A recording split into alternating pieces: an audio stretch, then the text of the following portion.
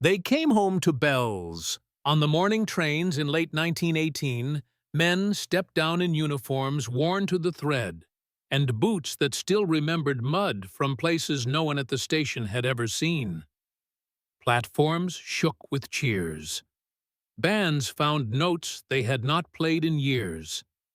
Children waved paper flags, and mothers leaned forward, searching faces as if they could reach through the steam and pull a son back by the collar of his coat. The air smelled of coal smoke and rain, and something sharper: disbelief. The war had ended.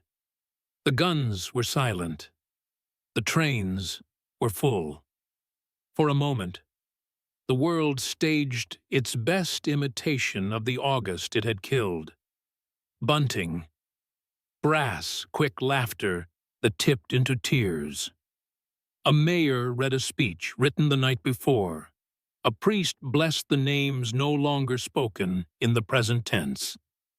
A girl pinned a paper poppy over a man's faded ribbon. He thanked her with a voice that came from somewhere far away. The crowd sang, because song is what people do when meaning is too large for talk. The men smiled, because that's what returning requires. Then the platform emptied, and the quiet began. A soldier walked the road to a house he had seen in his mind so often that the real one looked counterfeit. The gate stuck the same way it always had. The dog did not bark. The dog was gone. The kitchen smelled of soap and onions. The hallway had lost the scuff on the second stair.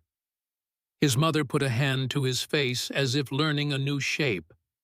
His father shook his hand too hard and let go too quickly. Everyone spoke at once. "How tall you are. You look thin. You look well. Did you eat? Are you warm?" And then they all discovered at the same time that voices can be loud. They ate in a hush made of knives on plates, and the clock's small courage. At bedtime, the house felt wrong. The walls were too close, the ceiling too low, the mattress too soft. He lay awake listening for the sound that had ordered every thought for years, and found only the ticking beyond the door. When sleep came, it was full of old roads and flares that bloomed and died behind his eyes. Across the city, a boy who had left as a clerk and returned as something no word could summarize stood at a window in a rented room and watched peace move clumsily through the streets. He saw a man in a bowler hat argue over the price of coal as if arithmetic had become moral. He saw two girls in white collars linking arms and skipping because there had been too little skipping.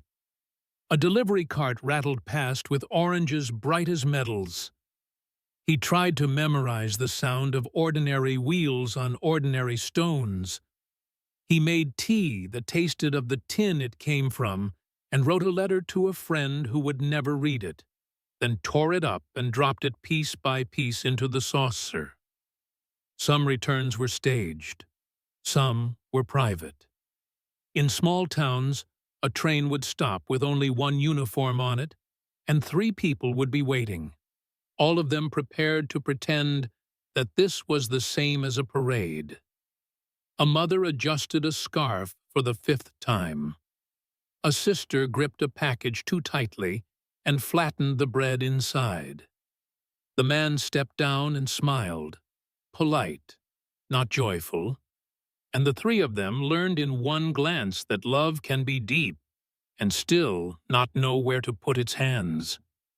The cities threw parades because parades are easier than listening. Flags went up. Cannons boomed blanks. Speeches stacked like bricks. Victory looked like marching feet seen from a balcony. The men marched in files that were now more symbolic than military.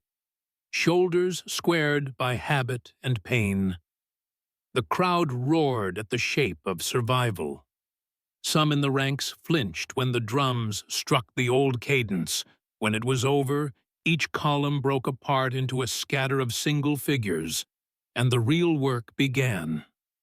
Finding rooms, jobs, shoes that didn't remember everything. Not everything had waited. Sweethearts were married to other men now. A house had been let to strangers. A factory had changed owners and hours. A field lay fallow because the horse never came home. A few promised positions materialized as if pulled from the mayor's pocket. Most did not. Veterans stood in queues that moved like winter, hats in hands, papers folded in half to look shorter. The clerk at the counter had a voice worn smooth by repetition. "We'll be in touch." The phrase meant next month or never, or there are too many of you. Pride learned to share a bench. There were reunions that behaved like miracles. A man entered a kitchen, and a child he had met only once, as a baby, ran to him with a certainty that felt like forgiveness. A wife touched a scar she had memorized by rumor, and decided that beauty was a larger category than she had known. A father lifted a boy and felt, through the new weight, the shape of a life returning. But even miracles must find a cupboard. The habits of absence had made their own furniture. A space on the dresser where a photograph had stood now held a jar of buttons. A chair beside the hearth had learned another owner's shape. Peace had to be arranged. On Sundays, churches were full again, and the names rolled like surf from pulpits. Those who had come back, those who had not, those who had returned but could not be seen. Prayers were said with the precise economy of people who know the cost of words. Outside, the war carved out a strange second life, reappearing where it wasn't invited. A cart tipped and spilled apples down a hill, and a man froze, seeing shrapnel made of fruit. A door slammed, and a hand grabbed a wrist before thought could catch up. A thunderstorm erased a night's worth of progress. Some men told stories because silence felt like betrayal. They made the worst parts small so the listener could hold them. They learned to say a friend instead of a name. They described whether was safe. Others said almost nothing. They found work that required hands more than speech, and when someone asked how it had been, they said long and left it at that. A few discovered that the only way to sleep was on the floor under the bed, where the roof felt nearer and the dark had weight. Shops began to dress their windows in peacetime again.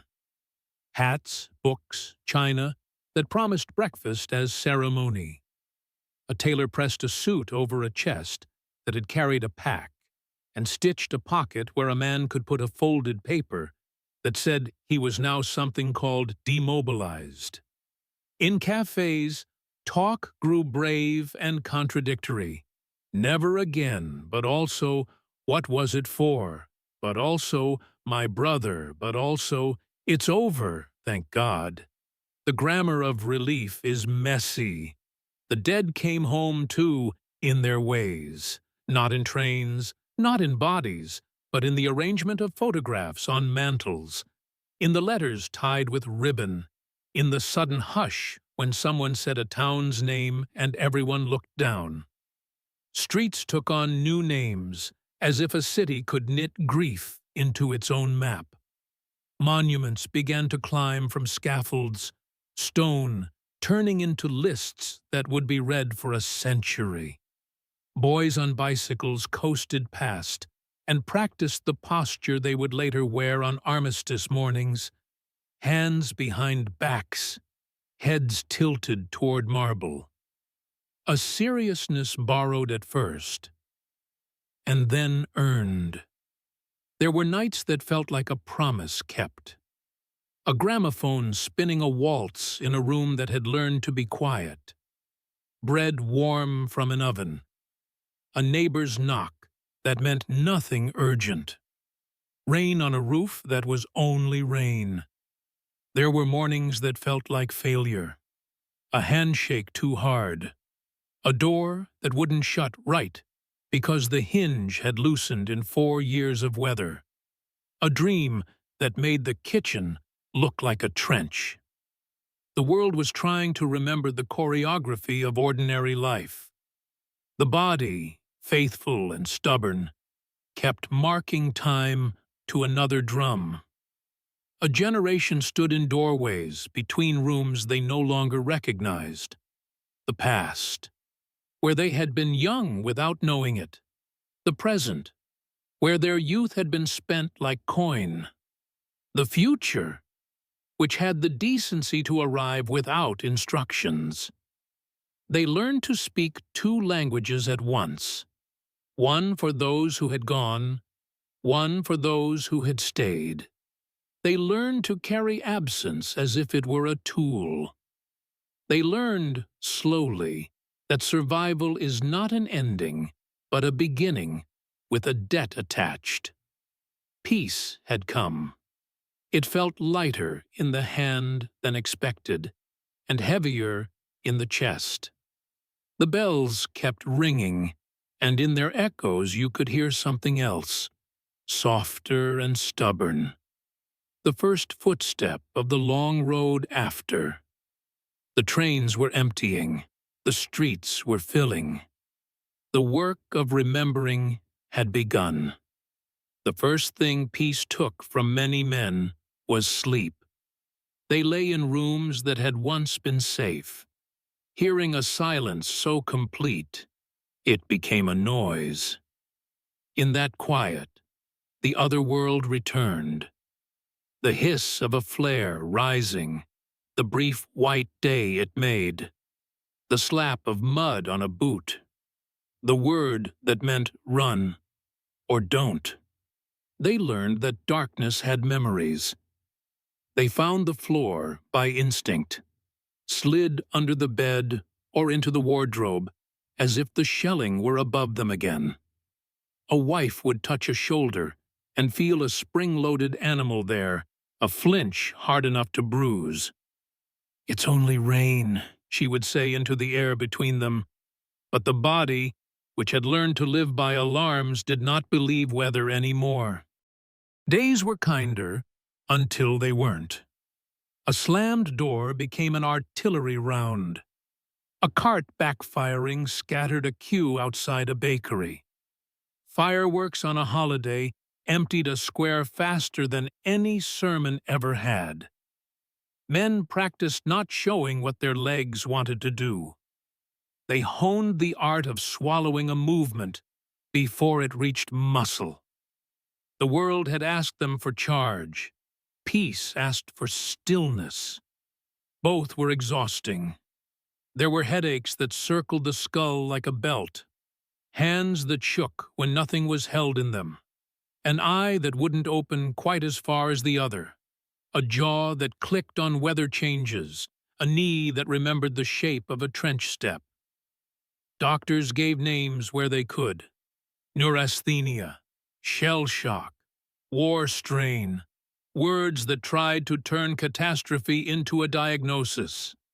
Some physicians were kind, some brutal. Rest cures were prescribed, and sometimes silence. Electric therapy cracked through rooms where men sat like statues, while a current shivered the past out through their fingers. Afterwards, they buttoned their coats with slow, careful hands and said thank you to a nurse who could not meet their eyes. Work was medicine for some, poison for others. A carpenter found that the faithful grammar of wood, grain, plane, join, steadied him. He could put 2 things together and make them hold. A factory floor with a steady rhythm of machines taught another man to breathe in new time, though loud noises could still knock him loose. A clerk who had once balanced ledgers now miscounted, saw digits as tally sticks of the dead. He left at noon and did not return. In the afternoons he walked the canal and learned the names of ducks because numbers had become too sharp to touch. Drink made a fast promise and kept only its first sentence. Pubs filled with men who liked the first hour and feared the second. Some sank without drama. Others made a theater of forgetting. There were fights that started because someone put a glass down too hard, because a song found a nerve, because a stranger had the face of a sergeant named Lewis, who had not come home. The barman learned to pour into silence. Wives learned the mathematics of coins missing from wages and reasons that came home late and thin. Guilt moved in where heroics had been advertised. Men who had done nothing wrong could not forgive themselves for doing it right. Why him, why not me? A question with no furniture in it, no place to sit. Survivors carried inventories. The day I swapped places on the ration party, the minute I stopped to tie a lace and a shell took the man ahead. The message I did not carry fast enough. They polished these moments until they reflected nothing back, only a blur of their own faces. Priests and friends tried to argue mercy into them. Mercy, stubborn as a mule, balked at the door. Families built scaffolding as best they could. A mother learned to set a cup down quietly. A sister learned not to approach from behind. A father learned that a soft voice does not mean a soft man. Children watched everything, because children do. They mapped the house for weather, the chair that was safe to climb into, the time of day you could ask about sweets, the drawer where letters slept that you were not to open. A boy practiced the art of being small inside a hug. A girl learned to walk at the pace of the man beside her, matching strides so the limp did not look like a limp. There were houses where love did not find its way back. A woman who had learned to command a factory line could not unlearn her own competence, and her husband, who had been useful with fear, did not know where bravery went at breakfast. They sat like two excellent strangers sharing a table. Words shrank. Meals became tasks. One day a suitcase appeared. The children learned another new map. There were also houses where love widened its lungs. A man woke screaming and found a hand that did not let go. A woman stood in a ration line through sleet and felt the weight of a future that, while heavy, was at least carryable. They did not speak of cure. They spoke of tomorrow. The wounded who wore their damage where the world could see taught everyone else a new gaze. Tin faces, masks hammered and painted to resemble what had been, rode through the streets like a parade of defiance. Some people stared, some turned away, some learned to look at the eyes. A child asked a question in a voice without cruelty. A man knelt and showed the straps that held him together. "It hurts less than it looks," he said, and the child believed him, and for the briefest second so did he. Hospitals for minds disguised as homes opened their doors on quiet campuses of lawns and clipped hedges. Men planted beans in straight rows and found that green obeyed no orders but its own. Gardening was a kindness that did not insist on conversation. Painting was another.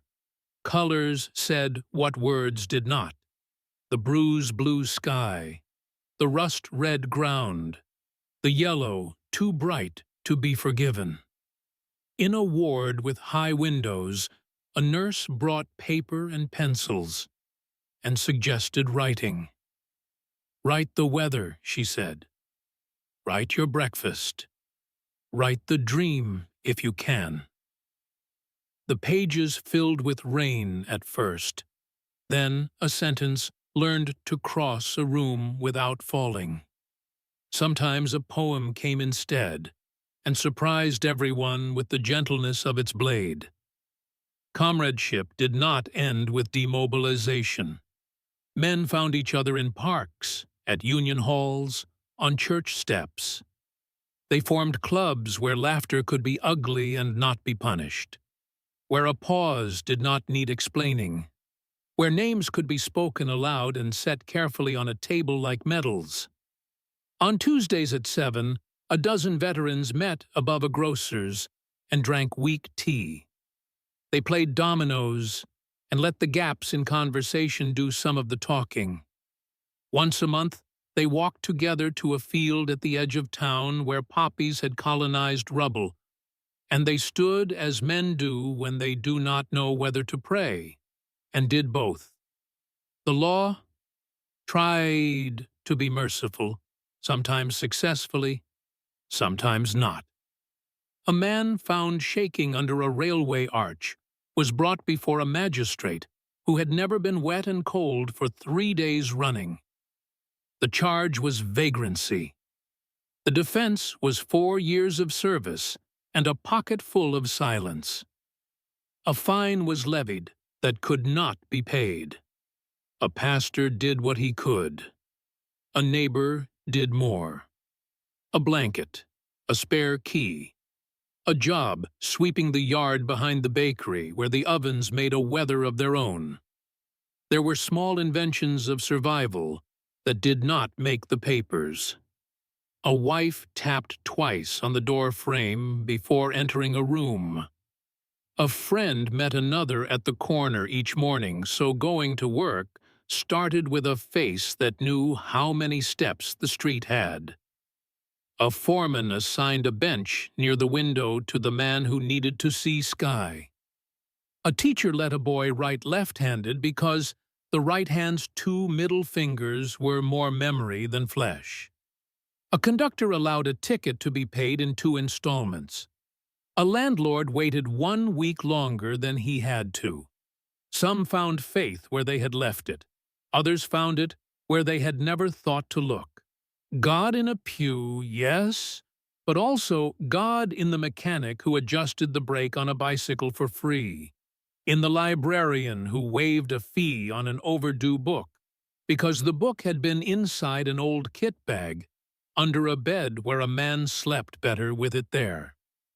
The sacred took to wearing overalls, to smelling of oil and bread, and everywhere art crept in and offered a place to set things down. Poems that would one day make school children's throats tighten were written in pencil on cheap paper under a flickering bulb. Paintings that would hang quiet and devastating in museums began as studies of a boot, a wall, a pair of hands. Music threaded a needle through evenings and mended them enough to wear again. Not everyone read, or painted, or played, but almost everyone listened. The listening itself was a craft learned slowly, and when done well, saved lives without applause.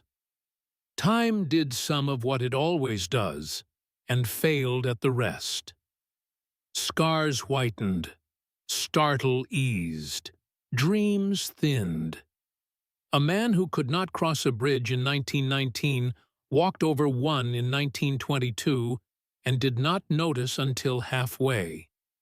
He stood in the middle and let the river pass under him. Another man never crossed any bridge again and arranged his life around that fact without bitterness. A woman found that a certain April light could still undo her.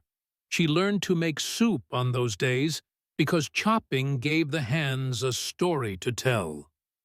The war was over. The war endured. It lived in nerves and habits, in the wobble of a smile, in the way a hand reached for another in sleep. It went to market on Saturdays. It sat in the second pew on Sundays. It attended school plays and clapped at the wrong moment. It stood at bus stops and looked at the ground. It did not always hurt. Sometimes it was only a shadow in the corner that nodded when you nodded, agreed to keep its distance if you kept yours.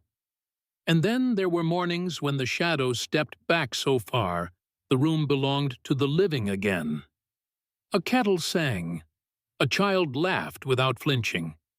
A man put on his coat and his hat and left the house by the front door instead of the back. On the step he hesitated, only for a heartbeat, then turned the key and carried both worlds with him into the day. The Lost Voices. By the early 1920s, the war had found a new home in paper.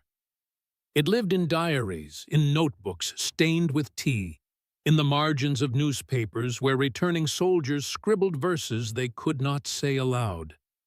Words became the safest way to remember, and the most dangerous. The poets came first, though none of them planned to be poets. They had gone to war as teachers, students, clerks, boys who believed in duty. What they brought back was not glory, but language sharpened by mud. Wilfred Owen wrote of pity. Siegfried Sassoon wrote of rage. Edmund Blunden wrote of ghosts that would not stay buried.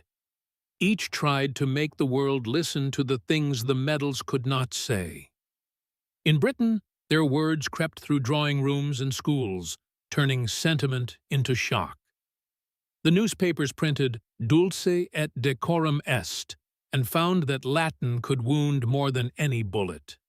Readers blinked at lines that smelled of gas and trenches, and the lie of sweet and fitting to die for one's country. It was not bitterness that filled those poems, but a raw tenderness, the kind that only the broken can write. Across Europe, others did the same. In France, Henri Barbuse's Le Feu, Under Fire, told the story without romance. In Germany, Erich Maria Remarque's All Quiet on the Western Front painted the same desolation in a different uniform. Everywhere, the tone was the same: disillusionment, exhaustion, the terrible understanding that courage was not enough to make sense of chaos. The painters found their own language. Before the war, color had been about light. After it, about pain. Paul Nash sketched broken trees that looked like men, and men that looked like broken trees. Otto Dix in Germany painted faces twisted by gas, streets where soldiers melted into machines. They were witnesses, and their canvases became the second front, where truth fought the comfort of forgetting. Music, too, changed. The great orchestras that once celebrated victory now played compositions written in minor keys. Composers used silence like another instrument. Even the marches slowed their tempo, as if they were walking through mud. But beyond the galleries and the papers, ordinary people were telling their stories, too. In letters, in conversations whispered in half-dark pubs, in the lullabies sung to children who would never know the world before. Some wrote only a single line and folded it into a drawer. Some told their children too much. Some told them nothing at all. Every family became its own archive. The war had become a memory industry. Cities unveiled monuments of stone and bronze. Politicians called them triumphs, but the people who gathered at their bases knew better. They came to find names, to touch the letters, to confirm that someone had existed. Mothers leaned their foreheads against the cold and stayed there until the bell tolled. Children left flowers, not understanding why the ground beneath them felt heavier. In schools, teachers tried to shape the memory into lessons. They drew maps. They spoke of alliances and treaties. They explained how it had all gone wrong. But the children stared at the black and white photographs, lines of helmets, skies without color, and learned something else entirely, that the world could go mad and still call itself civilized. In cities across Europe, amputees sold pencils on street corners. They were living reminders of the cost, and people passed them with both pity and shame. The governments built programs to hide them, homes to contain them, medals to placate them. But in the evenings, as the lamps came on, those men gathered in taverns and sang songs from the trenches, voices cracked but unbroken. The term "lost generation" began as an accident, a phrase from Gertrude Stein to a young Ernest Hemingway, meant to describe a kind of drift among the survivors. But the phrase fit too well. It captured something larger than loss, the sense that an entire world had gone missing. These men and women were not only the ones who had fought. They were the ones who had grown up believing in progress, in order, in empires, and who now lived among the ruins of all three. They wandered through cities rebuilding faster than their hearts. Paris glowed with jazz and neon, Berlin with cabarets and questions, London with memorials and debts. The laughter was real, but it came from throats that had learned to sing over graves. Behind every party was an ache, behind every toast a shadow, and yet they lived. They wrote and built and fell in love. They found beauty again, though it frightened them. They raised children, even when they feared the world might break again. They learned that to remember was a form of rebellion, a refusal to let the truth be rewritten. Each poem, each canvas, each song was a flare fired into the dark, a signal to the future. We were here. We saw. Don't forget. The shadow of memory. Time did what time always does. It softened edges without erasing shapes. By the 1930s, the trenches had become fields again. Farmers turned their plows and hit metal, rusted helmets, twisted wire, bones. Children carried shrapnel home in pockets like fossils. The earth remembered what men tried to forget. The monuments aged faster than they should have. Rain traced black lines down the faces of angels. Wreaths crumbled into dust.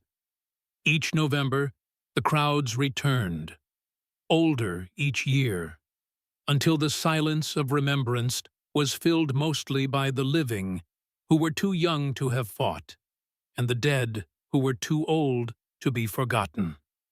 The veterans met in smaller circles now. Their hair thinned, their tempers mellowed, their memories blurred at the edges. They spoke less of battle and more of weather, of grandchildren, of how strange it was to see the world running again. Yet every year, at the same hour, they felt it, a pulse underfoot, the echo of guns in the ground. The poets grew older too, some famous, some forgotten. Wilfred Owen never saw the peace he imagined, but his words lived longer than any empire. In classrooms, his lines were read aloud by voices that had never heard shell fire but somehow understood. Art became the way the dead kept speaking, calm, relentless, patient. The war itself became history. The newspapers stopped printing "Veteran Dies" and started printing "Last Veteran Dies." The films turned the mud into sepia, the trenches into sets, the horror into story. People cried at the right moments and went home grateful it was over. But in quiet corners, in attics and archives, letters still whispered. The handwriting had faded, but the ink had not forgotten. Peace had not healed everything. The borders drawn after the war cut through old towns, old friendships, old languages. The treaties that promised stability planted new grievances instead. The generation that swore never again found themselves, 20 years later, watching another war assemble itself from the pieces of the first. The old men shook their heads, the young men enlisted, and the ghosts stirred. Some said it meant the lessons had been wasted. Others said lessons are not lost, only ignored. What the Great War had truly changed was harder to see. The shape of art, the sound of grief, the way a man looked at another man before saying, "Go." It had given the world a vocabulary for sorrow. It had proven that even the bravest hearts can break in ordinary bodies. The lost generation became teachers, writers, parents, ghosts. Their faces appeared in photographs of garden parties and parliament steps. But behind their smiles was a quiet knowledge that civilization is not permanent, that courage can coexist with futility, that peace is a fragile, rented thing. And yet, they built again.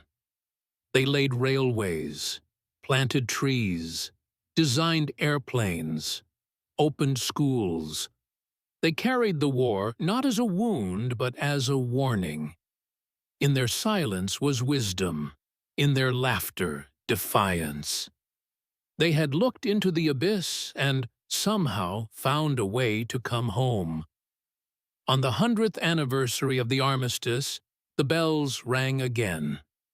Across Europe, across the oceans, crowds stood still.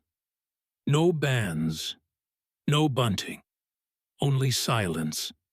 A century had passed, and still the sound of absence was enough to fill the air.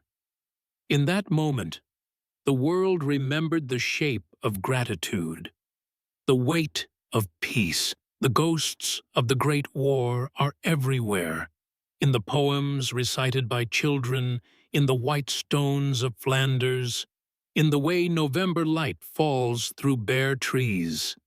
They are not asking to be mourned anymore. They are asking to be understood. And if you listen closely, you can still hear them, not in the roar of guns, but in the small sounds of a world that survived them. The wind across the poppy fields, the pen scratching in a classroom, the heartbeat of a generation that refused to be forgotten. They were lost once, but not forever.